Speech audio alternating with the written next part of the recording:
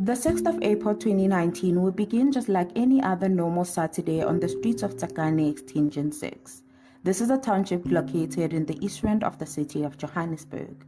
Children were out playing in groups, a normal thing for a weekend in this township, and an 8-year-old little girl by the name of Amahle Thabethe was one of those children. She had left her mother, Nokulunga Nkosi, home carrying out her weekend chores. When Nokulunga had dressed Amahle that morning in blue jeans with silver hearts on her right thigh and a long-sleeve white t-shirt with black stripes, she hadn't known that it would be the last time she does it for a while.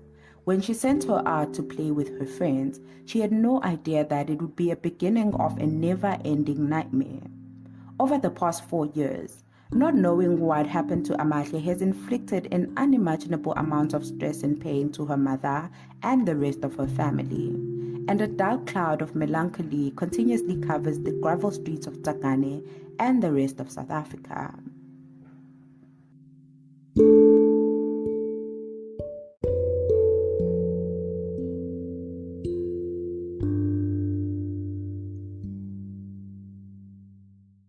Welcome back to the True Crime Corner with Mama Venus. I am back to delivering another dose of South African true crime. If you are new here, then it is just welcome. I hope you are here to stay. If you haven't already, please do go ahead and click on the subscribe button. Also like and click on the notification bell so you won't miss any of my videos. The case we are covering today is that of Amahle Thabethe, who went missing on the 6th of April 2019. And still hasn't been found until today. Side note, I saw that there are other sources that say she went missing on the 4th of April, but for the purposes of this coverage, I will be using the police's and her mother's timeline. In a letter that Amahle's mother has written and was published in the newspapers, she says that it was the Saturday of the 6th of April 2019. And if you check the calendar, South African calendar, the 6th of April 2019 was on a Saturday and the 4th was on a Thursday, a school day, meaning Amahle and most, if not all the children in the area would have been at school. Okay? Now, let's begin with the case.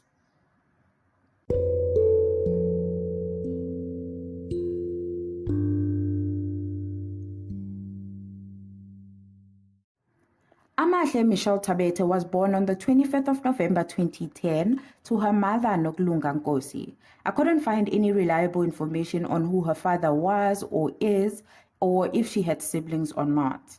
She had grown up in a warm and loving home on Sizwe Street, Extension 6 in Tsakane, and she is described as a kind, talented little girl who excelled so much at school that her dream of becoming a doctor one day was almost guaranteed.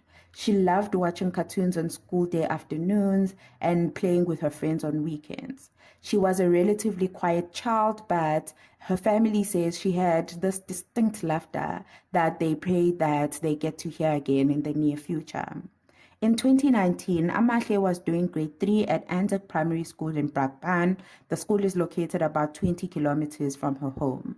At school, her teachers described Amahle as a smart, kind, and soft-hearted and respectful learner who wouldn't miss a day at school. On the 6th of April 2019, all the kids and most of Amahle's family were home as it was a weekend. Normally, on weekends, the kids around Amahle's age in the area would either gather at the corner of the street or at one of their friends' front yards to play.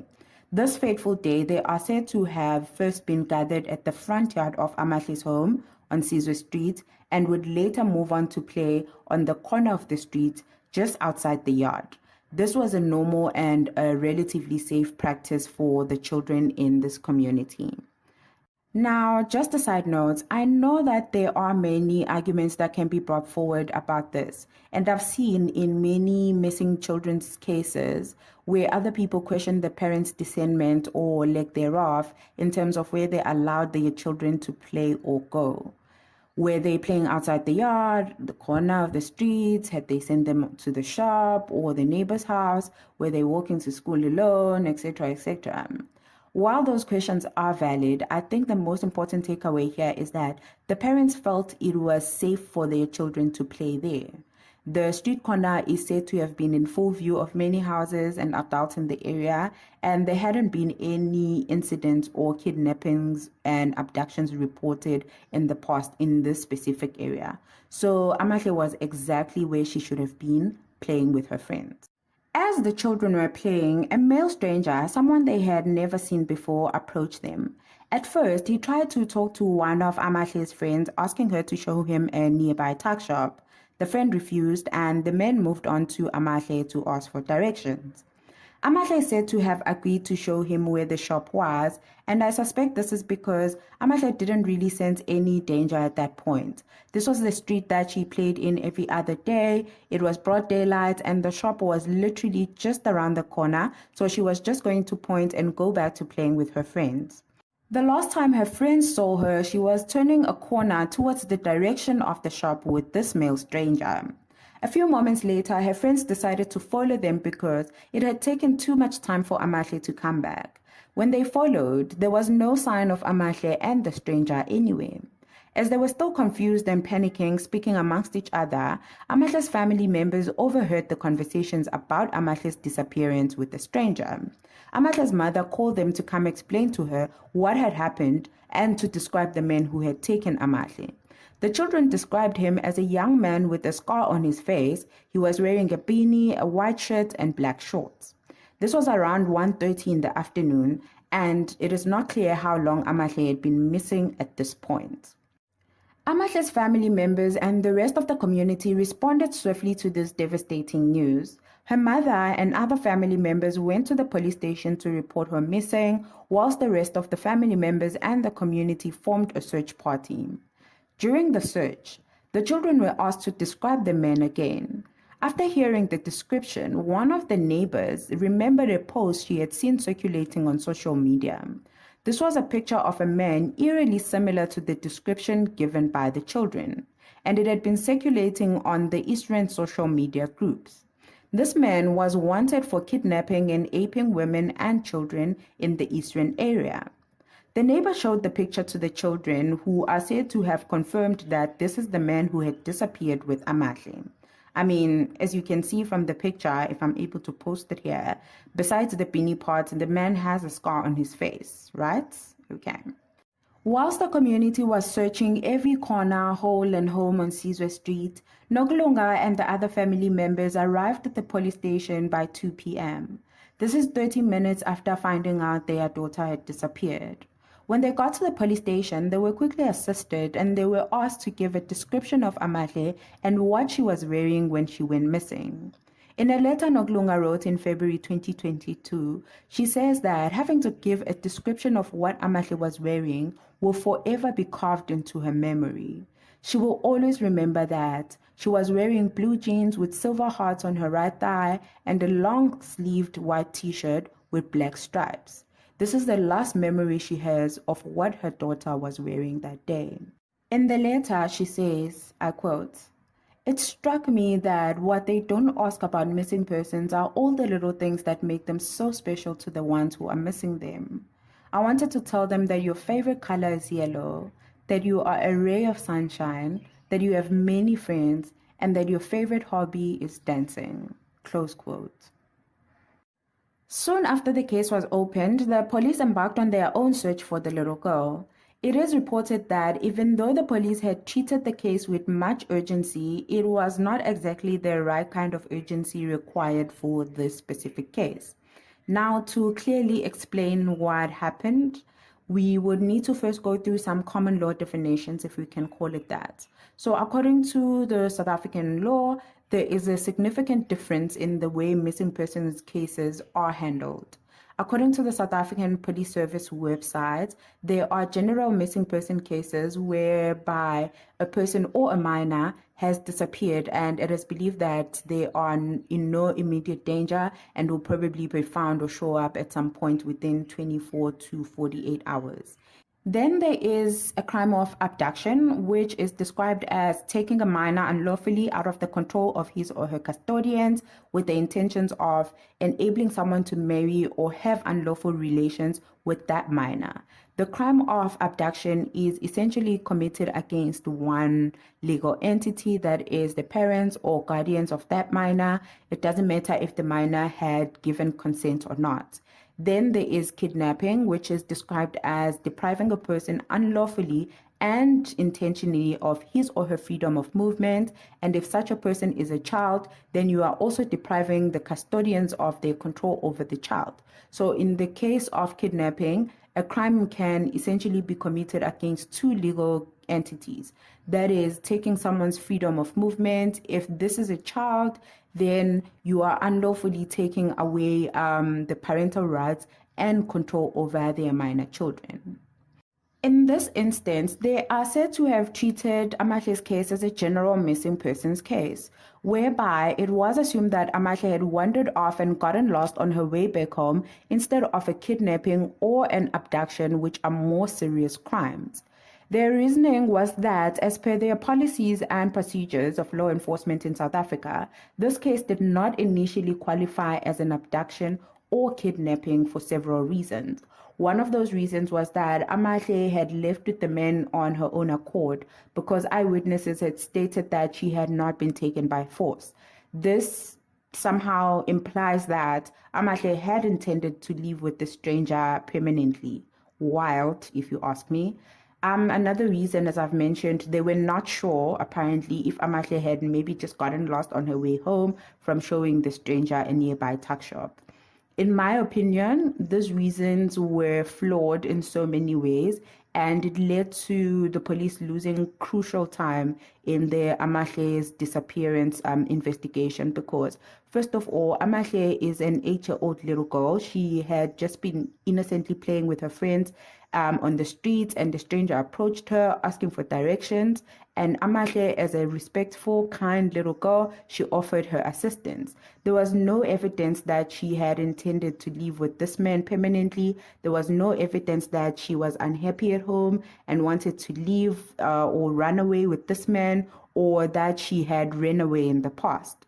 Secondly, she was just 8 years old and in no position to legally remove herself from the care of her mother. And even if she had wanted to run away with this rando, this should still be classified as an abduction because her mother, aka legal custodian, did not consent to it. Thirdly, Amahle is said to have known her surroundings pretty well, and given that the shop had been just around the corner, it was and still is very difficult for me to believe that she had gotten lost on her way back home. Even if, for argument's sake, we say she had gotten lost on her way back home from the shop, the fact that she is an 8-year-old little girl, does that not render her more vulnerable to foul play, aka kidnapping and abduction, which require much more urgency and resources compared to just a general missing persons case? Like, Andaziman, I know I am not privy to a lot of the ins and outs of the investigation, but the reports that a disappearance of an 8-year-old little girl with an unknown stranger was approached in any less serious manner than it actually is really irks me, to be honest. But then, if this is the approach of our law enforcement when it comes to these cases, it will come as no surprise why we have so many unsolved missing persons cases of children in our country, you know? I really hope I am misunderstanding something. If you are in law enforcement, please chime in the comment section below. Maybe you will give me a much more reasonable or better explanation as to why we apply these policies even to missing minors who have disappeared with unknown strangers, you know? It's wild to me, so please educate me. Okay, moving on. In the early days of Amahle's disappearance, several searches conducted by different search parties took place. Even though these searches did not bring back Amahle home, they produced what the community deemed another viable suspect in the case. The first suspect is the man we mentioned earlier, whose picture had been circulating on the East Rand's social media groups.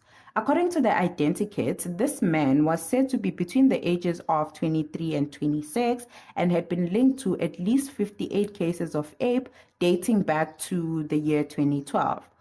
All of this man's victims are said to have been between the age range of 12 to 20 years old, and his MO is said to have included pretending to be some authority figure in order to gain the trust of his victims. Once the trust is gained, he would then use this to gain entrance to their premises or lure them away to a secluded area where he would then assault and threaten them. He would sometimes stalk his victims before approaching them. His MO, the area of operation, the age group of his victims, and the identikit given by the victims were the key things that had linked this particular man to the 58 cases. This man, as a suspect in Amahle's case, has been arguably shaky for several reasons. Firstly, compared to the men's target age group, Amahle was way too young, and as you can see in her pictures, she looks even younger than 8 years old. The man targeted girls between 12 and 20 years old, and before Amahle's disappearance, it appears that there hadn't been any reports of this man approaching girls younger than 12. Secondly, his MO doesn't exactly align with the way Amahle was taken, because up until that point, all of his victims had lived to tell the nightmare of the assault. There hadn't been any that were reported to have disappeared or even murdered, even though I do believe he is very capable of murder. And in this case, as we all know, Amahle has never been found. Also, he preferred to approach girls who were alone, and Amahle was amongst a group of her friends. Another argument brought forward by the private investigator hired by Amahle's family is that it is not known for sure if the children were shown the identikit before or after they had given their description of the man who had left with Amahle. And given that the picture had been circulating on social media, this is not far-fetched, and it is most likely that many of the children had been warned about this man and shown the picture before Amahle went missing.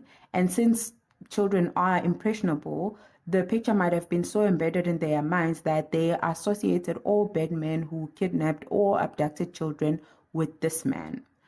On the other side, though, it could definitely be him who abducted Amahle, because criminals evolve sometimes, and it doesn't mean just because he has maintained the same MO from 2012 to 2019, he wouldn't mix it up or completely change it from time to time. They change their MO or have two different MOs running concurrently. I am reminded of a case I have covered here in the past, the case of Lazarus Mazingane, the Nazareth taxi killer, who on one side targeted women who were passengers on his taxi, and then on the other hand, he hijacked couples and lone women on the N12. This made it quite challenging for law enforcement to capture him. So it could be the case in Amahle's disappearance. But since there hasn't been any reliable information on what the police were able to unearth with regards to this man's involvement in the case of Amahle, we wouldn't know.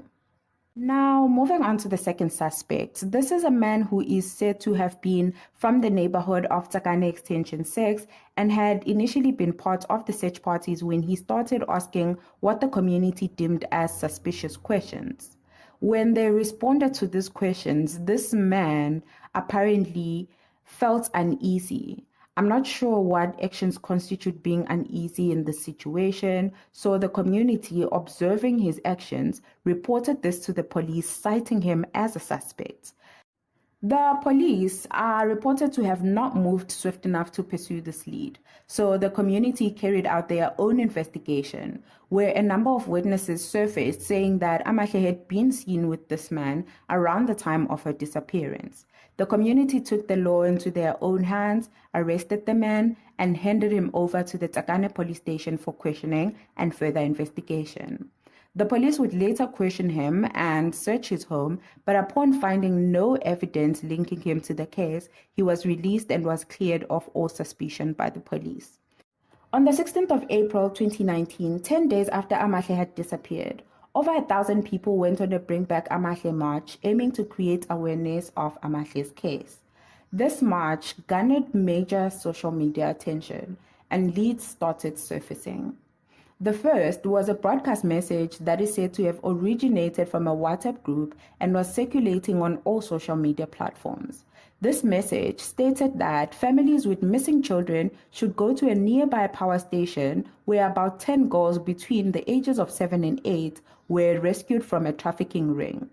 This, however, turned out to be fake news, and I can only imagine how many families of missing children flocked up in different nearby power stations in hopes of finding their little girls and little boys. It is really heartbreaking and cruel of the person who created that WhatsApp message. People should stop that. The second lead was from a woman who said she had seen Amahle on the 6th of April, the day she went missing. She had seen her in a car with 2 adult males, 30 kilometers from Tsakane in Boksburg. The lady was told to go to the police with this information, and I am not sure if she ever did go report this. If she did, we don't know whatever came of this lead, but judging by the way things have been quiet all these years, it's either she never went to the police or the information she offered didn't really generate any lead. A few years after Amahle went missing in April 2022, the Gauteng police issued a reward of 50,000 rand for any information that can assist in finding Amahle. But it appears that these efforts have not assisted in bringing this little girl home. The reward was issued just 2 months after an article titled, I quote, "A letter to my daughter, Amahle Thabethe, who has been missing for 2 years," close quote. We will talk about this later in just a little bit. In October 2022, a woman tweeted a video of what appeared to be a very young girl doing questionable things. She stated that it had been posted by a sex worker from Durban, and the girl in the video does resemble Amahle Thabethe. This girl was estimated to be around the ages of 11 and 12, and this is around the same age Amahle would be or would have been in 2022. My first instinct, though, when I saw the video and having followed Amahle Thabethe's case from the beginning, was that it is not Amahle. However, there were people who argued that her appearance might have drastically changed because she might have been exposed to the abuse of substances and trafficking, which is also a fair argument. But still, for me, even though some resemblance was there, but I really didn't see Amahle Thabethe. I haven't seen any reliable sources on whether the lead was investigated by the police and if that child was rescued wherever she was. It is clear from that video that she has been exposed to so many damaging things for a minor, and I do hope and pray that she was found and rescued from that situation because it is beyond sad, to be honest. But anyways, back to the case at hand. Up until today, there hasn't been any reliable information pointing towards possibly finding Amahle and bringing her back home. And as a mother myself, this leaves me completely drenched in melancholy, and I can only imagine how Amahle's mother must be feeling. In a letter she wrote to Amahle in February 2022, she states, I quote, "I couldn't tell you what date it is today on the calendar, but I know that it has been 1,032 agonizing days since I last laid my eyes on you. My heart has been stuck on my throat since the fateful afternoon of the 6th of April 2019 when you were stolen from me. It is a day that I have been forced to painfully relive over and over again to strangers, policemen, and the media in my desperate quest to find you. I will never forget it." Close quote. In an episode of Cutting Edge, also aired in February 2022, Amahle's aunt mentions that her sister, Nokulunga Nkosi, Amahle's mother, has never been the same since the disappearance of her daughter, to the extent that she takes about 14 different pills just so she can sleep. My heart does go out to Amahle's mom and the rest of the Thabethe Nkosi family. I commend Nokulunga for her strength to keep on standing and fighting to get her daughter back home. A lot of us would have definitely wasted away from the pain of not knowing where their children or child is. I pray you live long enough to see your daughter again, or at least know the real truth of her disappearance. In my script, I had included some theories on what might have happened to Amahle Thabethe, but the lump on my throat will not allow me to say some of the things out loud, despite it being the reality for many children who go missing in our country. But please do let me know if you would like to have that discussion. Maybe after a week, I'll be in a better place to have it. If you have any information with regards to the disappearance of Amahle Thabethe, please contact Sergeant Theo Jacobs on 082-319-9865 or 081-442-4258. Anonymous tip-offs can also be reported on the MySAPS app. I think you can download that wherever you download your apps, or Crime Stop at 08600 10111, 08600 10111. All information received from anyone who calls or leaves a message will be treated as confidential. If you have made it this far on the video, thank you so much for lending your ear. My main hope is that this video does assist in keeping Amahle's memory alive until she is returned home to her family. So please don't forget to like and share the video. Also, leave any of your thoughts on the comment section below. Thank you so much, guys. See you on the next one. Bye.